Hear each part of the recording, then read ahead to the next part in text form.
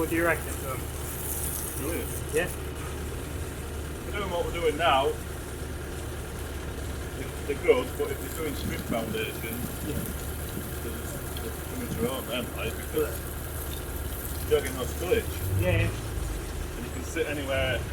Normally, I'd have to go where there's a wider part to tip my bucket. Yeah.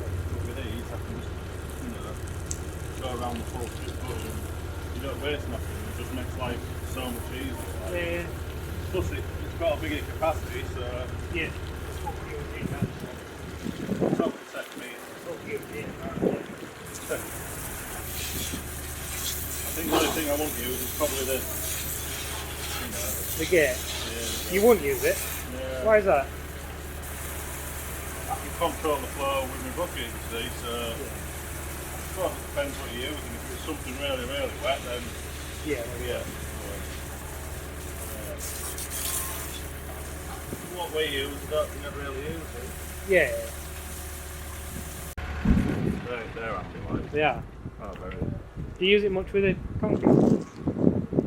Well, probably not, so, but I suppose if I needed my other bucket with me, Yeah.